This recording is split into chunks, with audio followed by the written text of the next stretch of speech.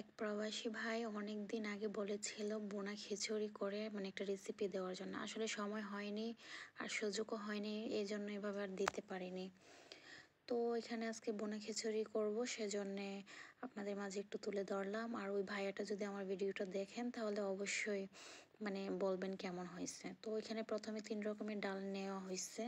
তো ডাল নেওয়ার মানে মুগ ডালটা তো ভেজে নিতে হয়। মুগ ডালটা যদি ভেজে না নেওয়া হয় তাহলে তো একটা কাঁচা গন্ধ থাকে, ভালো লাগে না। তারপর আমি 3 রকমের ডাল ভিজিয়ে রেখে দিয়েছিলাম। কিছুক্ষণ ভিজিয়ে রাখলে ডালটা নরম হয়ে আসে, তারপর ভালো করে সিদ্ধ হয়ে যায় খিচুড়িতে। তো যাই হোক, খিচুড়িটা কিন্তু আসলে আমি রান্না করতেছিলাম না, আমি জাস্ট ভিডিও করতেছিলাম। এটা আসলে ভাইয়ার বউ রান্না করতেছিল। তো ও আবার খুবই মজা করে ভালো করে খিচুড়িটা রান্না করতে পারে। তো আমি আবার বলতেছিলাম, এত নাড়তেছো কেন? তো ও বলতেছে যে খিচুড়িটা মানে বোনা খিচুড়িটা নাকি ভাজা ভাজা করলে, ভালো করে নাড়লে নাকি মানে চালটা খুব সুন্দর হয়, মানে খিচুড়িটা ঝরঝরা হয়ে থাকে, খুব সুন্দর হয়। তো যাই হোক, নাড়াটাড়া শেষ হয়েছে, তারপর গরম পানি অ্যাড করে দেওয়া হয়েছে।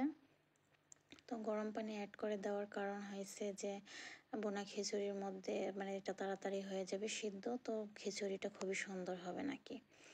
তো যাই হোক, আমাদের বাড়ির মাশাল্লাহ সবাই মোটামুটি পারদর্শী রান্নাতে, সবাই আলহামদুলিল্লাহ ভালো রান্না করতে পারে। শুধু আমি একা রান্না করি এমনটা না, আমি একটা সময় রান্না করতামই না, সবাই রান্নাবাড়ি করতো আর আমি বসে বসে খেতাম। এখন ভিডিও স্বরূপে রান্নাটা করি। তো দেখেন বোনা খিচুড়িটা কেমন হয়েছে কমেন্ট করে জানাবেন।